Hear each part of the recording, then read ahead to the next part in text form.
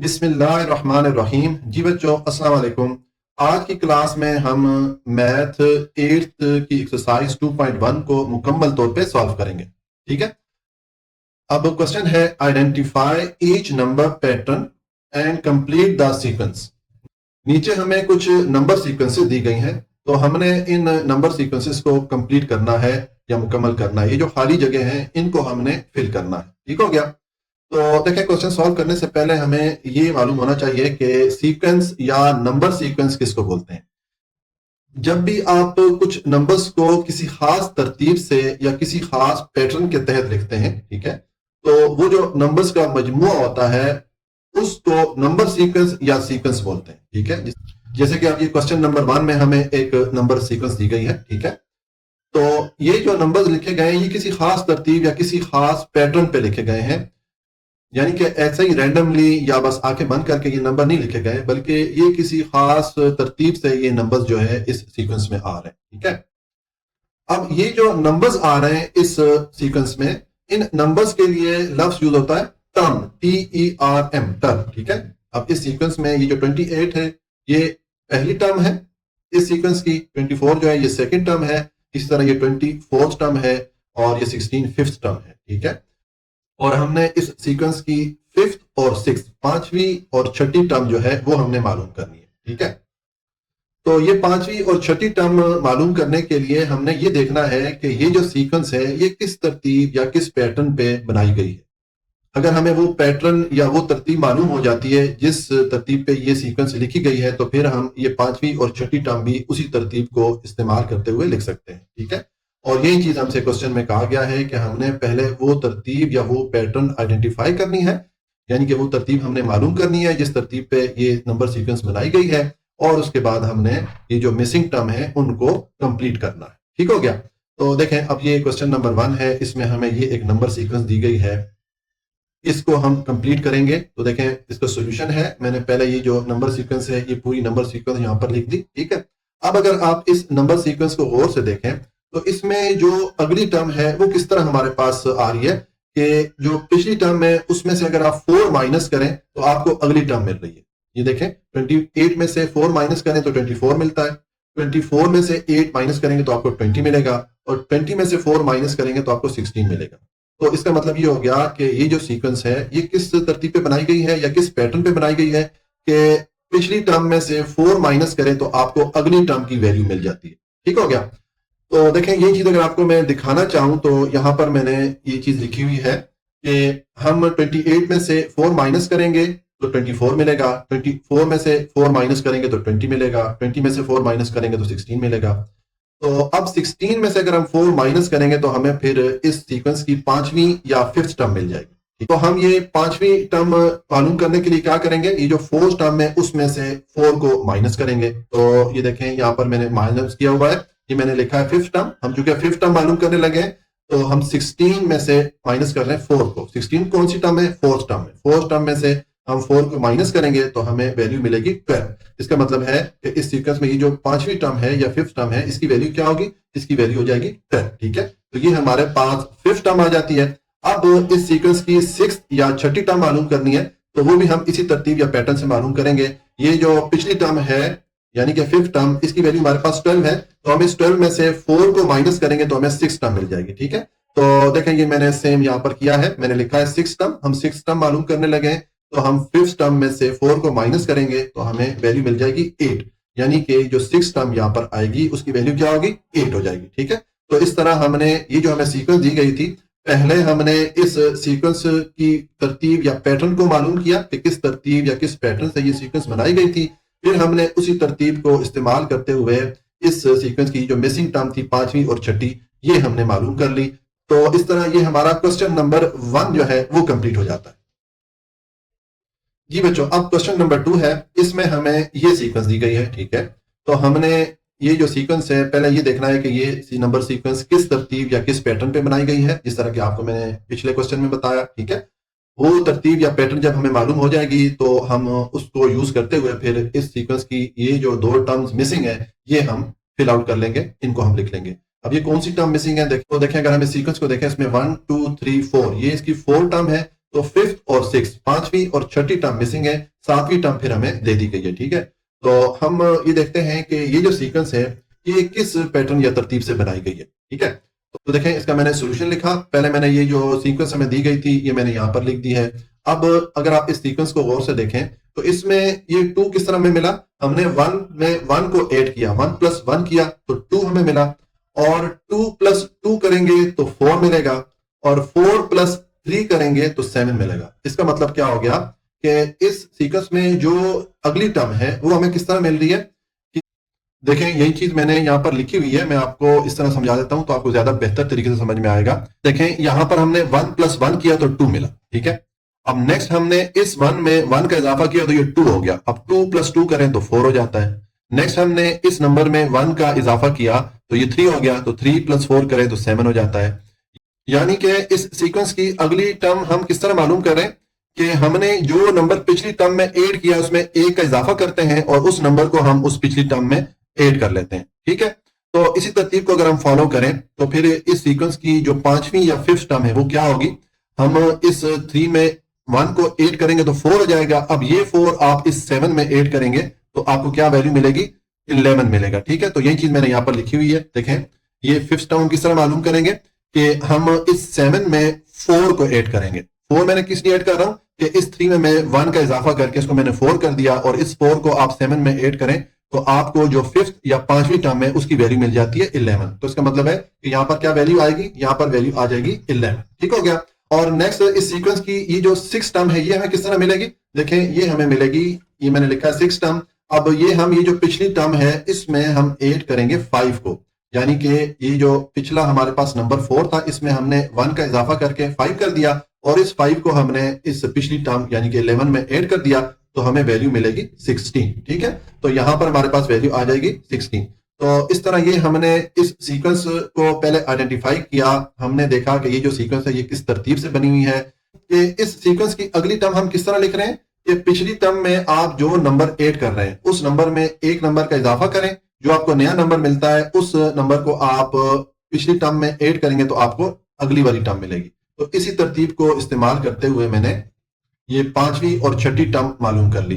कि पांचवी टर्म हमने किस तरह मालूम की कि हमने इस 3 में 1 ऐड किया तो ये 4 हो गया, इस 4 को आप 7 में ऐड करेंगे तो 11 आपको मिलेगा। ठीक है, और फिर छठी टर्म किस तरह मिलेगी कि इस 4 में आप 1 ऐड करें तो 5 हो जाएगा, आप इस 5 को इस 11 में ऐड करेंगे तो आपको 16 मिलेगा।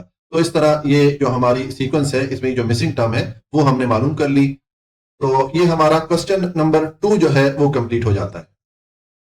जी बच्चों, अब क्वेश्चन नंबर 3 है। हमें ये एक नंबर सीक्वेंस दी गई है, इसमें 2 टर्म्स मिसिंग है, एक ये चौथी टर्म मिसिंग है, ठीक है, फोर्थ टर्म मिसिंग है, और फिर 5, 6 और 7 टर्म मिसिंग है। ठीक है, यानी कि ये चौथी और सातवीं टर्म जो है ये मिसिंग है, ये हमने मालूम करनी है। तो इसका सोल्यूशन है, पहले मैंने ये नंबर सीक्वेंस लिखी। अब ये चौथी और सातवीं टर्म लिखने के लिए हमें पहले ये मालूम होना चाहिए कि ये जो नंबर सीक्वेंस है ये किस पैटर्न पे बनाई गई है या किस तरतीब पे बनाई गई है, जिस तरह के आपको मैंने क्वेश्चन नंबर 1 और क्वेश्चन नंबर 2 में भी बताया था।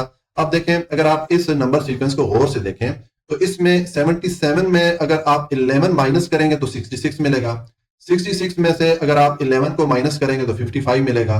इसका मतलब ये हो गया कि ये जो नंबर सीक्वेंस है इसमें जो अगली टर्म है वो हमें किस तरह मिल रही है कि हम पिछली टर्म में 11 को माइनस करते जा रहे हैं। ठीक है, तो यही चीज मैंने यहाँ पर देखें लिखी है, यहां से मैं आपको इसको समझा देता हूं। देखें 77 में से 11 माइनस करें तो 66 मिलेगा, 66 में से 11 माइनस करें तो 55 मिलेगा।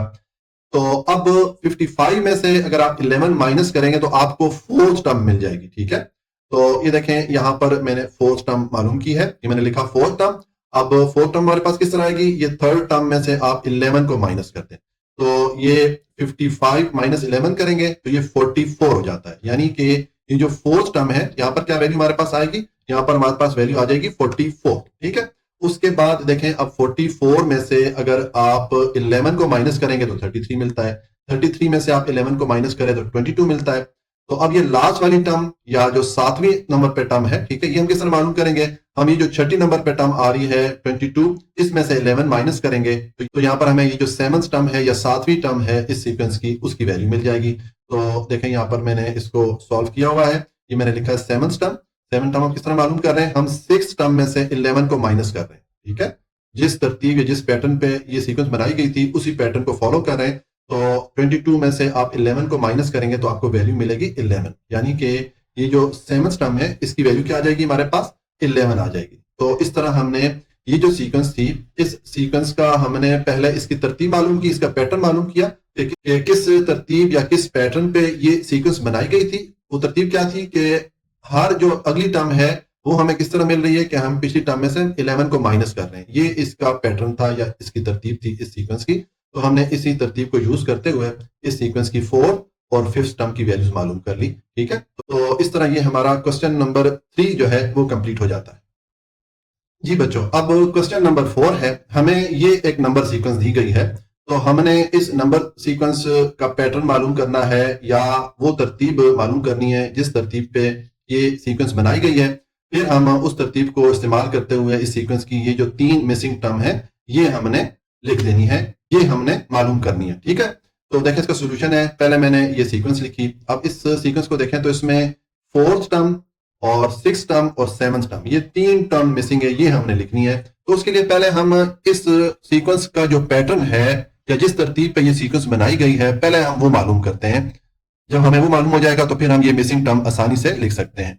तो देखें, अगर आप इस सीक्वेंस को गौर से देखें, इसमें 50 में अगर आप 50 ऐड करें तो आपको 100 मिलता है, 100 में आप 50 को ऐड करें तो 150 मिलता है। इसका मतलब ये हो गया कि इस सीक्वेंस में जो अगली टर्म है वो किस तरह में मिल रही है, पिछली टर्म में 50 को ऐड करके। ठीक है, 50 को हम पिछली टर्म में सम करते हैं, जमा करते हैं, तो हमें अगली वाली टर्म मिलती है। ठीक है, तो यही चीज मैंने यहाँ पर लिखी हुई है, इससे आपको समझने में मजीद आसानी होगी। देखें, 50 में आप 50 ऐड करें तो 100 मिल जाता है, 100 में 50 ऐड करें तो 150 मिल जाता है, और 150 में 50 ऐड करेंगे तो हमें ये जो मिसिंग टर्म है, जो चौथे नंबर पे जो टर्म आ रही है, इसकी वैल्यू मिलेगी। ठीक है, तो देखें ये चीज मैंने यहाँ पर लिखी है, ये हमारी 4th टर्म है जो कि हम मालूम करने लगे हैं। तो हम पिछली जो टर्म है, जो 3rd टर्म है, उसमें 50 ऐड करेंगे तो हमें 4th टर्म यानी कि इसकी जो वैल्यू है 200 ये हमें मिल जाएगी। ठीक है, तो फिर 4th टर्म की वैल्यू हमारे पास क्या आ गई, 200 आ गई, तो यहां पर हमारे पास आ जाएगा 200। ये हमने 4th टर्म या चौथी टर्म मालूम कर ली। उसके बाद 5th टर्म हमारे पास है, 200 में आप 50 ऐड करें तो 250 हो जाता है। और अब 6th टर्म हमारे पास मिसिंग है, तो 6th टर्म भी हम इसी पैटर्न या इसी तरतीब पे मालूम करेंगे। हम क्या करेंगे, ये जो 5th टर्म है इसमें 50 ऐड करेंगे तो हमें 6th टर्म की वैल्यू मिल जाएगी। तो देखें यहाँ पर मैंने सेम यही चीज की है कि मैंने 6th टर्म लिखा, यहाँ पर 6th टर्म हम मालूम करने लगे। तो 250 यानी कि ये जो 5th टर्म है इसकी वैल्यू में आप 50 ऐड करें तो आपको जो वैल्यू मिलेगी 300 मिलेगी, यानी कि जो 6th टर्म या छठी टर्म है उसकी वैल्यू हमारे पास क्या आएगी, 300 आएगी। तो यहाँ पर हम लिख लेंगे 300। ठीक है, तो ये हमने 6th टर्म भी मालूम कर ली। उसके बाद 7th टर्म हमें ऑलरेडी दी गई है। अब देखें, ये 300 में 50 ऐड करेंगे तो 350 मिल जाता है। अब 8th टर्म हम मालूम करेंगे, तो सेम पैटर्न के मुताबिक हम इस 7th टर्म में 50 ऐड कर लेंगे। तो देखें यहाँ पर मैंने सेम ये चीज की है, मैंने लिखा है 8th टर्म। ठीक है, अब 350 जो कि ये 7th टर्म थी, इसमें मैंने 50 को ऐड कर लिया तो हमें क्या आंसर मिला, 400 मिला। तो यहाँ पर फिर क्या हो जाएगी वैल्यू हमारे पास, ये आ जाएगी हमारे पास 400। जो 8th टर्म है इसकी वैल्यू हमारे पास आ जाएगी 400। तो इस तरह हमने ये जो हमें सीक्वेंस दी गई थी, पहले हमने इस सीक्वेंस का पैटर्न या इसकी तरतीब देखी कि किस तरतीब पे ये सीक्वेंस बनाई गई थी। फिर हमने उस तरतीब को इस्तेमाल करते हुए इसकी जो मिसिंग टर्म थी वो हमने यहाँ पर मालूम कर ली। तो इस तरह ये हमारा क्वेश्चन नंबर 4 कंप्लीट हो जाता है। जी बच्चों, अब क्वेश्चन नंबर 5 है। यहाँ पर हमें ये सीक्वेंस दी गई है। इस सीक्वेंस का हमने पहले तो पैटर्न या इसकी तरतीब को आइडेंटिफाई करना है कि किस तरतीब पे ये सीक्वेंस बनाई गई है। फिर हमें जब वो तरतीब या वो पैटर्न मालूम पड़ जाएगा तो हम उस तरतीब को इस्तेमाल करते हुए इसकी जो मिसिंग टर्म है वो हम यहाँ पर लिख लेंगे। तो देखें, इसका मैंने ये सोल्यूशन लिखा, पहले हमें जो सीक्वेंस दी गई थी ये मैंने यहाँ पर लिख दी। ठीक हो गया। अब इस सीक्वेंस में अगर आप देखें तो इसमें ये जो पहली टर्म है और दूसरी टर्म है ये मिसिंग है। उसके बाद इस सीक्वेंस में 6th या छठी टर्म और 8th या 8वीं टर्म जो है वो मिसिंग है। ठीक है, तो देखें, हम इसकी जो फर्स्ट और सेकंड टर्म है ये तो हम बाद में लिखेंगे, पहले इसकी जो 6th और 8th टर्म है ये हम लिखते हैं।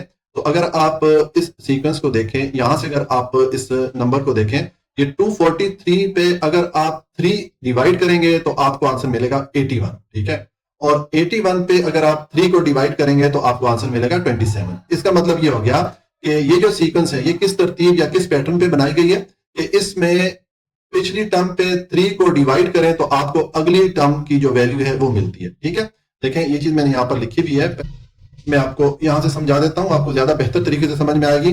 देखें 243 पे आप 3 को डिवाइड करेंगे तो आपको 81 मिलेगा। 81 पे आप 3 को डिवाइड करेंगे तो आपको 27 मिलेगा। अब 27 पे हम 3 को डिवाइड करेंगे तो हमें ये जो छठी टर्म है, जो मिसिंग टर्म है, इसकी वैल्यू मिल जाएगी। ठीक है, तो देखें ये चीज मैंने यहाँ पर की हुई है, ये मैंने 6 टर्म यहाँ पर हमने मालूम करनी है तो मैंने 6 टर्म लिखा यहाँ पर। ठीक है, उसके बाद 27 पे आप 3 को डिवाइड करेंगे तो आपको आंसर मिलेगा 9, यानी कि ये जो 6 टर्म है इसकी वैल्यू क्या होगी, 9 होगी। तो ये हमने 6 टर्म की जगह 9 लिख दिया। ठीक हो गया।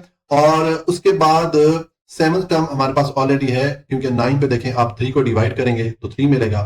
अब जो 8th टर्म है ये हम किस तरह फाइंड करेंगे, सेम पैटर्न को हम यूज करेंगे, यानी कि इस 3 पे 3 को डिवाइड करेंगे। तो देखें यहाँ पर मैंने ये लिखा 8th टर्म, ठीक है, क्योंकि हम 8th टर्म मालूम करने लगे हैं। तो इस 3 पे, ये जो 7वें नंबर पे टर्म है, इस पे आप 3 को डिवाइड करें तो आपको वैल्यू मिलेगी 1, यानी कि जो 8th टर्म है इस सीक्वेंस की, उसकी वैल्यू क्या होगी, उसकी वैल्यू होगी 1। ठीक है, तो यहाँ पर मैंने 1 लिख दिया। तो ये तो हमने इस सीक्वेंस की जो छठी और 8वीं टर्म थी वो हमने मालूम कर ली, और हमें जो पैटर्न मालूम हुआ या जो हमने तरतीब यहाँ पर देखी कि हम अगली टर्म किस तरह मालूम कर रहे हैं, पिछली टर्म पे 3 को डिवाइड करके। अब इसमें ये जो सेकंड और फर्स्ट टर्म है ये अगर हम मालूम करना चाहें तो ये हम किस तरह मालूम करेंगे।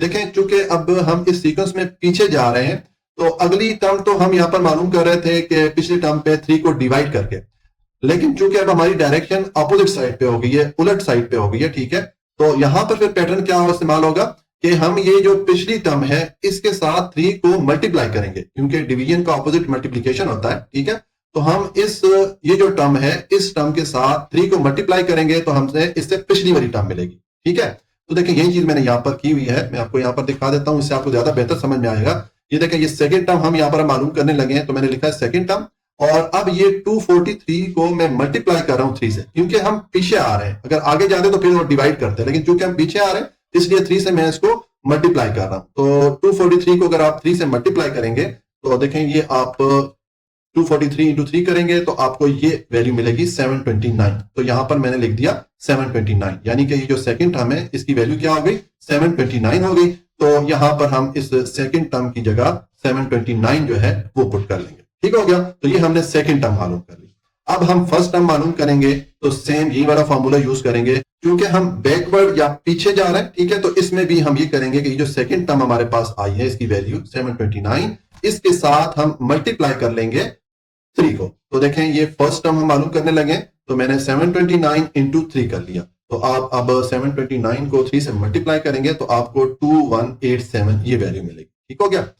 अब यहां पर मैं ये मल्टीप्लिकेशन का प्रोसेस नहीं बता रहा हूं, क्योंकि आप 8th क्लास में हैं माशाल्लाह, आपको मल्टीप्लाई करना या ज़रब देना मैं उम्मीद करता हूं कि आपको ये चीज आती है। ठीक है, तो ये आप 3 को अगर 729 से मल्टीप्लाई करेंगे तो ये 2187 ये वैल्यू मिलेगी। तो यहाँ पर देखें ये वैल्यू आ रही है, इसका मतलब है कि ये जो फर्स्ट टर्म है इसकी वैल्यू फिर क्या हो जाएगी, 2187 हो जाएगा। ठीक है, तो इस तरह ये हमने इस सीक्वेंस की जो पहली 2 टर्म मिसिंग थी वो भी हमने यहाँ पर लिख दी। अब आप इस सीक्वेंस का जो पैटर्न है या जो जिस तरतीब पे ये सीक्वेंस बनाई गई थी वो आप यहाँ पर लिख सकते हैं कि ये पहली टर्म से दूसरी टर्म अगर हम मालूम करना चाहें तो हमें इस पहली टर्म पे 3 को डिवाइड करना पड़ेगा। इसी तरह ये दूसरी टर्म से तीसरी टर्म अगर हम मालूम करना चाहें तो यहाँ पर भी हमें इस दूसरी टर्म पे 3 को डिवाइड करना पड़ेगा। तो इस तरह हमने इस सीक्वेंस का जो पैटर्न था या जो तरतीब थी, तरतीब क्या है कि पिछली टर्म पे 3 को डिवाइड करें तो अगली टर्म मिल रही है, इस तरतीब या इस पैटर्न को हमने यहाँ पर लिख लिया, और इसकी जो मिसिंग टर्म थी वो भी हमने मालूम कर ली।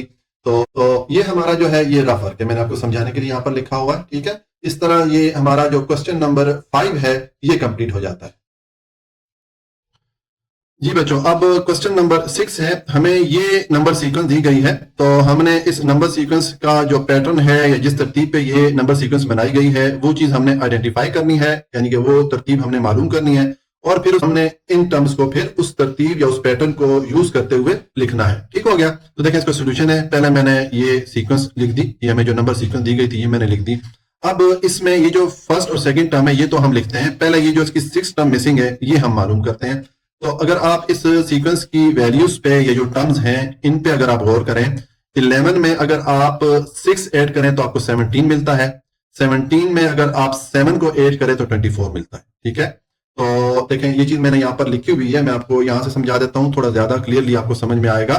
कि देखें 11 में आप 6 ऐड करें तो 17 मिलता है, 17 में आप 6 ऐड करेंगे तो 24 मिलता है। यानी कि इस सीक्वेंस में जो अगली टर्म है वो हमें किस तरह मिल रही है, पिछली टर्म में हम जो नंबर ऐड कर रहे हैं उस नंबर में एक नंबर का इजाफा करें और उस नंबर को आप पिछली टर्म में ऐड करें तो आपको अगली टर्म की वैल्यू मिल जाती है। ठीक है, तो अब ये इस सीक्वेंस का पैटर्न या तरतीब हो गई। तो इसी तरतीब को इस्तेमाल करते हुए देखें, अब 17 से 24 हमें किस तरह मिला कि हमने 7 ऐड किया, तो फिर 24 से अगली टर्म हमें किस तरह मिलेगी, हमें इस 24 में 8 को ऐड करना पड़ेगा या 8 को सम करना पड़ेगा। यानी कि इस पिछले नंबर में एक नंबर का इजाफा करेंगे तो ये 7 से 8 हो जाएगा। अब इस 8 को आप 24 में ऐड करेंगे तो आपको ये जो 6 मिसिंग टर्म है इसकी वैल्यू मिल जाएगी। ठीक है, तो देखें यही चीज मैंने यहां पर लिखी हुई है। अगर आप ये देखें तो इसमें ये मैंने 6 टर्म लिखा, यानी कि 6 टर्म हम मालूम करने लगे हैं। तो हमें ये जो 5th टर्म है 24, इसमें हम ऐड करेंगे 8 को। ठीक है, इसमें हमने 8 को सम किया तो हमें जो 6 टर्म है उसकी वैल्यू मिली 32। ठीक है, यानी कि यहां पर हमें वैल्यू मिल जाएगी 32। ठीक हो गया, तो ये हमने जो 6 टर्म है वो मालूम कर ली। अब हम इस पैटर्न की ये जो पहली 2 टर्म है ये मालूम करेंगे। तो देखें ये 2 टर्म मालूम करने के लिए हमें इस पैटर्न में अब पीछे की तरफ जाना पड़ रहा है, ऑपोजिट वे में जाना पड़ रहा है। तो हम ये जो अगली टर्म मालूम करने के लिए जो पैटर्न फॉलो कर रहे थे अब हमें उसके उलट करना पड़ेगा। यानी कि ये जो सेकंड टर्म है इसकी वैल्यू लिखने के लिए मुझे क्या करना पड़ेगा, ये जो थर्ड टर्म है इस पे मैं ये जो 6 हमने ऐड किया था इस 6 में हम एक नंबर कम करेंगे तो 5 हो जाएगा। वो 5 हम माइनस करेंगे इस थर्ड टर्म में से तो हमें सेकंड टर्म की वैल्यू मिलेगी। यानी कि हम अब ऑपोजिट ऑपरेशन कर रहे हैं। पहले हम प्लस का ऑपरेशन कर रहे थे, अब हमें माइनस का ऑपरेशन करना पड़ रहा है क्योंकि हम पीछे की तरफ आ रहे हैं। तो देखें यही चीज मैंने यहां पर की हुई है। ये मैंने सेकंड टर्म मालूम करनी है तो मैंने सेकंड टर्म यहां पर लिखा। ठीक है, उसके बाद ये थर्ड टर्म में से मैं 5 को माइनस कर रहा हूं। इस 6 में से मैंने एक नंबर को कम करूंगा तो मुझे 5 मिलेगा। इस 5 को मैं इस 11 या थर्ड टर्म में से माइनस करूंगा तो मुझे सेकंड टर्म की जो वैल्यू है वो मिल जाएगी। ठीक है, तो सेकंड टर्म की वैल्यू फिर क्या मिलेगी, 11 माइनस 5 करेंगे तो हमें वैल्यू मिलेगी 6। तो यहां पर जो सेकंड टर्म है इसकी वैल्यू मुझे मिल गई 6। अब फर्स्ट टर्म फिर किस तरह मिलेगी, हम सेम यही चीज फॉलो करेंगे। अब ये जो 5 है इसमें एक नंबर हम कम करेंगे तो 4 हो जाएगा। वो 4 हम इस 6 में से माइनस करेंगे तो हमें जो फर्स्ट टर्म है उसकी वैल्यू मिल जाएगी। तो देखिए मैंने लिखा फर्स्ट टर्म और ये मैंने लिखा 6, ये जो सेकंड टर्म है इसकी वैल्यू लिखी और इसमें से मैं 4 को माइनस कर रहा हूं। यानी कि इस 5 में से एक नंबर कम करके जो वैल्यू आ रही है उसको मैं माइनस कर रहा हूं सेकंड टर्म में से, तो मुझे फर्स्ट टर्म की वैल्यू मिल जाती है 2। 6 माइनस 4 ये हो जाएगा 2। तो यहां पर जो फर्स्ट टर्म है इसकी वैल्यू फिर क्या आ जाएगी, 2 आ जाएगी। ठीक है, तो इस तरह हमने इस सीक्वेंस की जो फर्स्ट और सेकंड जो मिसिंग टर्म थी वो भी हमने लिख ली।